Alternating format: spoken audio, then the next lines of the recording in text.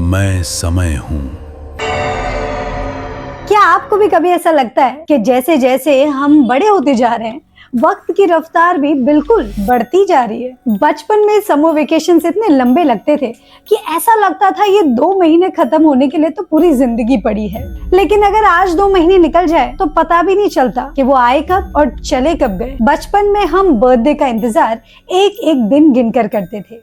1, 2, 3 My birthday is coming। Christmas, Diwali, summer vacations, ये आने में कितना टाइम है ये हमें अच्छे से पता होता था। पर आज जब जनवरी आती है तो हम सोचते हैं कि अब तो पूरा साल हमारे पास है, और फिर पलक झपकते ही दिसंबर आ जाता है। कभी कभी तो हम मोबाइल पर पुरानी फोटोज को देखते हुए कहते हैं, यार इतना समय हो गया इस फोटो को, इस वक्त को, इस मोमेंट को। लेकिन कुछ अजीब बात तो है ना, क्योंकि वक्त तो वही है। ऐसा तो नहीं है कि हमारी घड़ी तेज चलने लग गई है। आज भी 1 मिनट 60 सेकंड का ही होता है और एक दिन 24 घंटों का, और दुनिया भी कोई हमारे लिए फास्ट फॉरवर्ड में नहीं चल रही। तो फिर हमेशा हमें ऐसा क्यों लगता है कि वक्त हमसे ज्यादा तेजी से दौड़ रहा है? क्या एज बढ़ने के साथ साथ हमारा दिमाग यानी कि हमारा ब्रेन वक्त को अलग तरीके से देखता है, या फिर इसका कनेक्शन हमारी मेमोरी से है?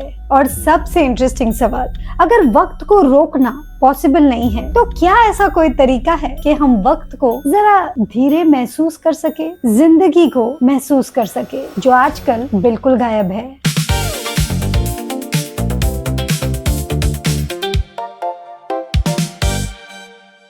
Hi guys, welcome back to the channel. और अगर आप यहाँ पर नए हैं तो आपको मैं बता दूं कि यहाँ हम इंटरेस्टिंग एक्सपीरियंसेस के बारे में बात करते हैं, जिन्हें हम सब एक्सपीरियंस तो करते हैं पर रुक कर उनके बारे में सोचते नहीं है कि ऐसा होता क्यों है। तो ऐसी इंटरेस्टिंग स्टोरीज के लिए, ऐसी इंटरेस्टिंग टॉपिक्स को समझने के लिए रिलैक्स विद लैक्स को सब्सक्राइब करना मत भूलिए। अब अपनी करंट लाइफ में वापस आते हैं। एक वीकडे के बारे में सोचते हैं। सुबह होती है तो अलार्म बजता है, आप उठते हैं, फिर ब्रेकफास्ट करते हैं, फिर तैयार होते हैं ऑफिस, या फिर आप किसी अपने काम के लिए निकल जाते हैं। अगर आप रोज एक ही रूट से ट्रैवल करते हैं तो आपको अपने रूट की हर चीजें बड़ी कॉन्शियसली याद रहती हैं। आपको पता होता है कि आगे सिग्नल कब आने वाला है, कौन सा रूट है जहाँ पर ट्रैफिक ज्यादा होगी, और किस टर्न के बाद आपको कहाँ जाना है। ऑफिस पहुँचने के बाद भी बहुत सारी चीजें तो प्रेडिक्टेबल होती है। वही डेस्क, वही काम, वही कॉलीग्स, वही मीटिंग्स। और हाँ, शाम को जब हम घर वापस आते हैं सेम वही रूट लेते हैं। घर आने के बाद डिनर, फोन, यूट्यूब और फिर नींद। यहाँ एक इम्पोर्टेंट बात समझना बहुत जरूरी है। अडल्टहुड में हमारी लाइफ बोरिंग हो ये जरूरी नहीं, लेकिन हमारी लाइफ का एक बड़ा हिस्सा प्रेडिक्टेबल जरूर हो जाता है। और प्रेडिक्टेबल चीजों को हम उतनी इंटेंसिटी से नोटिस नहीं करते जितनी इंटेंसिटी से हम न्यू एक्सपीरियंसेस को नोटिस करते हैं। आप रोज सुबह ब्रश करते वक्त अपने ब्रश के कलर, टूथपेस्ट की स्मेल, बाथरूम की एक्टिविटीज सोच समझ कर नहीं करते, बिल्कुल ऑटोमेट पे चलता है सब कुछ, क्योंकि ये सब प्रिडिक्टेबल रोज के काम है। ये नॉर्मल है। हमारे ब्रेन का काम ही यही है कि रोज के कामों को बिना नोटिस किए आराम से कर ले। लेकिन इसी एफिशिएंसी का एक साइड इफेक्ट होता है। जब हम लाइफ के बहुत सारे मोमेंट्स कॉन्शियसली नोटिस नहीं करते तो इन्हीं मोमेंट्स को बाद में ठीक से याद करना मुश्किल हो सकता है। और यहीं से तो टाइम और मेमोरी का कनेक्शन शुरू होता है। हम अक्सर ब्रेन को एक कैमरा की तरह इमेजिन करते हैं, जैसे कि वो हमारे लाइफ के हर मोमेंट्स रिकॉर्ड कर रहा हो। लेकिन अगर ऐसा होता तो हमें अपनी लाइफ की हर छोटी मोटी डिटेल भी याद रहती। आपको पिछले मंगलवार के दोपहर 12:17 में क्या हुआ था शायद याद नहीं होगा, लेकिन अगर मैं आपको आपके स्कूल की कोई स्पेशल इवेंट के बारे में पूछूं, या फिर आपके फर्स्ट सैलरी के बारे में, आपके कोई फर्स्ट ट्रिप के बारे में, या आपके किसी मेमोरेबल बर्थडे के बारे में, तो आपको उस दिन की काफी डिटेल्स याद होंगी। क्योंकि कुछ एक्सपीरियंसेस हमारे लिए इमोशनली ज्यादा इंपॉर्टेंट और नए होते हैं, और इसीलिए तो ये हमारे ऑटोबायोग्राफिकल मेमोरी में ज्यादा रिप्रेजेंट हो सकते हैं। साइकोलॉजिस्ट विलियम जेम्स ने बहुत पहले एक ऑब्जर्वेशन दिया था कि एज के बढ़ने के साथ लाइफ के एक्सपीरियंसेस ऑटोमेटिक और रूटीन में होने लगते हैं और नए रिलेटिव मोमेंट्स कम होने लगते हैं। उनका फेमस आइडिया ये था कि अडल्टहुड में हमारे कुछ फर्स्ट कम होने लगते हैं, और इसी वजह से पिछले बीते हुए कुछ साल कॉम्प्रेस्ड नजर आते हैं। चलिए इसको एक एग्जांपल से समझते हैं। अगर आप कहीं पर घूमने एक ट्रिप पर निकल जाते हैं एक नए शहर में, तो आपको शहर की कई सारी यादें याद रहती हैं। कुछ तो बहुत ही बेहतरीन मेमोरीज भी बन जाती है। लेकिन चलते हैं एग्जाम्पल की दूसरी तरफ। अगर आप एक ही ऑफिस में पिछले 5 साल से काम कर रहे हैं तो आपको उन 5 सालों के हर ट्यूसडे, हर वेडनेसडे की कोई डिटेल्स याद नहीं रहती, क्योंकि हमें लाइफ के सिर्फ मेजर इवेंट्स याद रहते हैं जिन्हें हम ठीक से नोटिस करते हैं। इसलिए तो कभी कभी हमें ऐसा लगता है कि पिछले 5 साल तो पता नहीं कब निकल गए।